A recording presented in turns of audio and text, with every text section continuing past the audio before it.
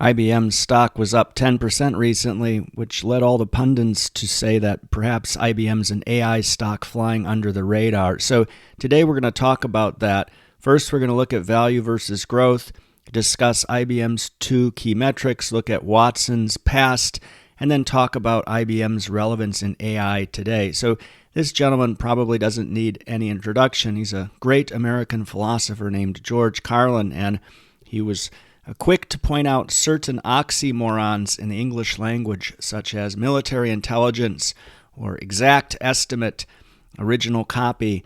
Accurate horoscope is a good one.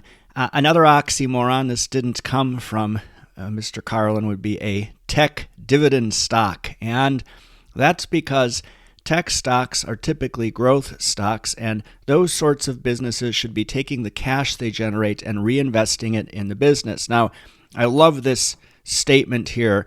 Profits are an opinion, cash is a fact.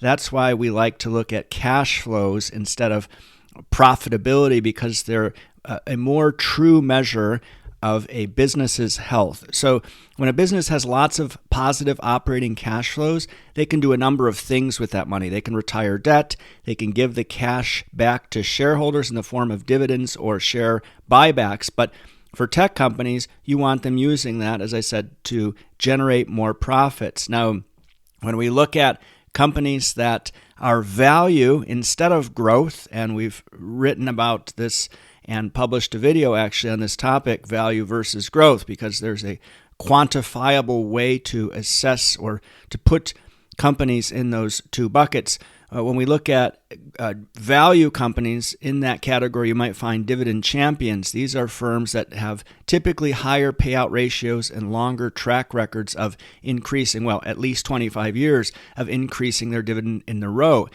IBM is unique in that they're a dividend champion, but also a technology company. Now, when it comes to AI, we need to be rather careful. So every company is an AI company these days. So if you use some RPA to automate your back office functions in Mumbai, or you have some chat bots, or you're spinning up some LLMs, does that make you an AI company? No, it doesn't.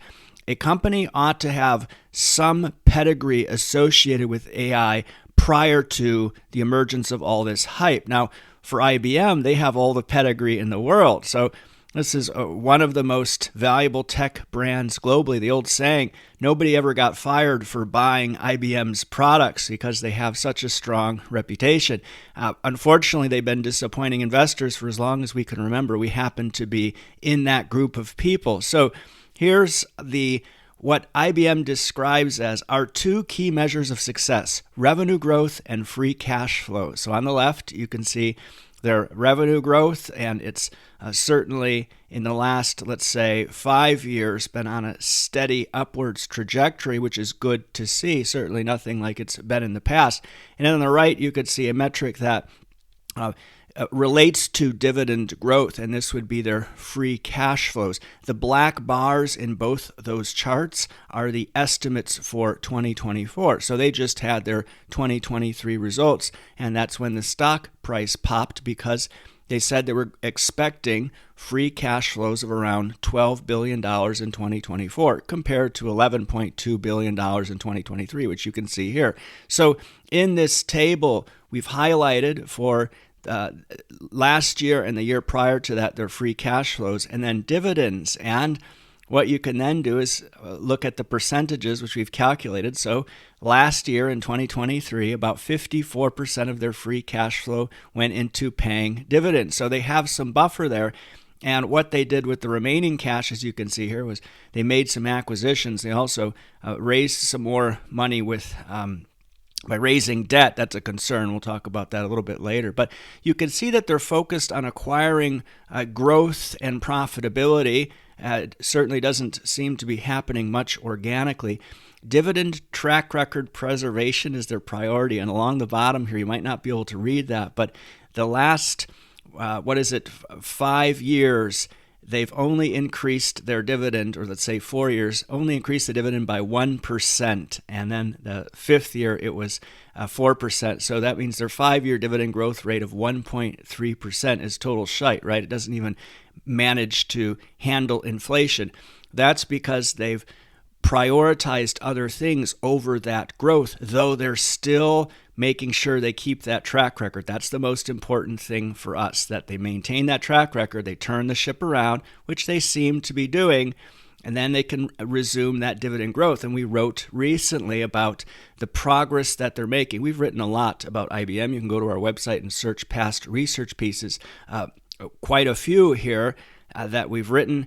The last one is on the progress they're making in turning the business around. It's certainly worth a read. But another piece that we wrote back then on IBM Watson Health Imaging, and you're going to see the topic of what they're calling watsonx. They lowercase to the W and tacked on an X on the end and reinvented itself. So IBM's Watson, which if you recall in 2011 was answering questions on Jeopardy, has just been largely a big nothing burger. And this article from Slate in January of 2022, titled How IBM's Watson Went from the Future of Healthcare to Sold Off for Parts, pretty much describes the utter disappointment that Watson has been. We had high hopes for this, and it turned into a disaster. So they talk here about how a PE firm bought some of Watson's data and analytics products from IBM for more than $1 billion. But to put those together, what IBM had done is acquire around $5 billion worth of companies, and they had around 7,000 employees at one point working on this effort. Names like Truven, Fitel, Exploris. Truven had the biggest insurance database in the nation with 300 million covered lives, and they bought all that data so they could expose Watson to it, find patterns that physicians and anyone else can't possibly find when looking at the data, given all the variables that they had. That sounds great on paper, but it didn't actually transpire into anything, and then it was sold off. So what a mess. And that's why you should be suspicious of IBM's latest, let's say what the pundits are saying about IBM lately. And of course, IBM is more than eager to stoke those fires. But here you can see some articles. IBM revenue rises 4%, oh, whoopee-doo, amidst AI demand. And this other article talks about IBM shares soar to 10-year high on rosy AI outlook. Well, we didn't really see that, but okay. 5 big analyst AI moves, IBM upgraded. And then this classic from the Motley Fool by someone who describes himself as a foolish technology and entertainment specialist. Well, he's certainly foolish. It says, 2024 prediction, why IBM is the AI stock to buy and hold for magnificent growth, okay? It says this is perhaps the tech sector's most overlooked investment opportunity today, okay? So let's look at what IBM actually said in their latest earnings call. So they said here, earlier in 2023, we introduced watsonx, so they relabeled it, marketing team, probably a team of 100 people took to do that. IBM's core platform that enables clients to train, tune, validate, and deploy AI models. So as we said, it's been quite a while since they've debuted Watson, and what makes it different from what it was before. And they go on to say, last quarter, I shared with you that our book of business in the third quarter specifically related to generative AI and watsonx was in the low hundreds of millions. So let's assume 200 million.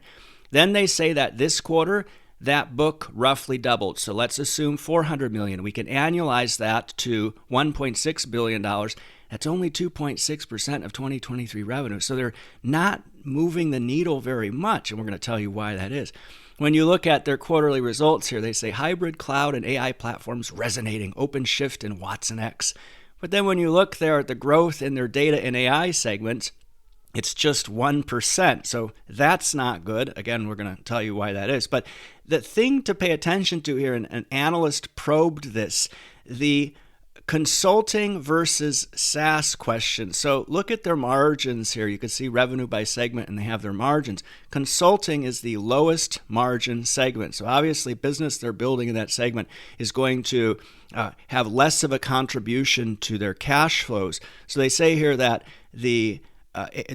all this generative AI business that they're building relating to watsonx or whatever, a third of that was software as a service that accounted for, and then 2/3 was consulting signings. So what is a consulting site? So they've had a consultant sign a contract, and they're going to help clients build their generative AI capabilities by purchasing IBM's internal products or purchasing external products. This isn't the same as selling a software as a service enterprise AI solution. So some further comments here asked by an analyst: was that revenue recognized during the quarter? Great question.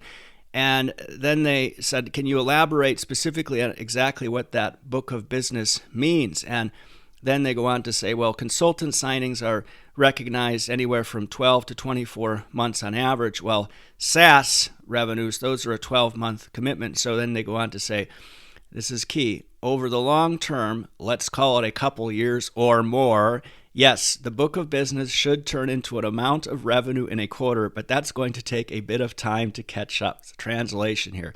The AI revenues they went on about during the earnings call are small and not moving the data and AI segment needle much at all. So when we look at the overall growth of the data and AI segment in fiscal year 2023, so last year, we see it grew by 5%.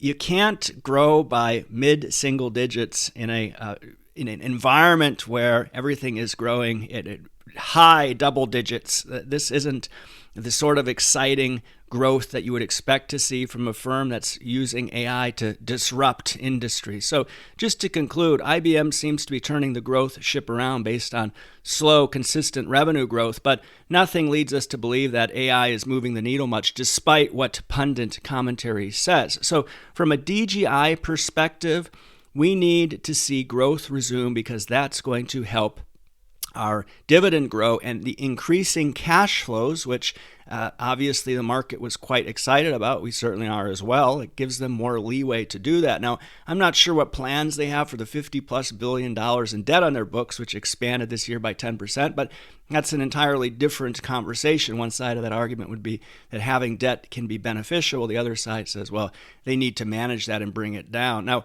there is actually, if you're a dividend growth investor, a better option than IBM. If you're looking for tech sector exposure, that's how we ended up holding IBM in the first place. We've been holding them well over a decade, and that relates to our strategy Quantigence. And in this report, we highlight 80 dividend champions. 4 of them are from the information technology sector, and from these, we've put together a 30-stock portfolio. One of those stocks is IBM. As for the other 29 stocks, you'd have to buy the report. But if you're interested in seeing what these 4 information technology stocks are, the one on the top there, if we had to buy a tech sector dividend growth champion today, it would be that company. You can just watch this video and we'll show you what all 4 of those stocks are, and we discuss tech stocks that pay dividends. So make sure to subscribe to this channel. Thanks so much for taking the time to watch this today.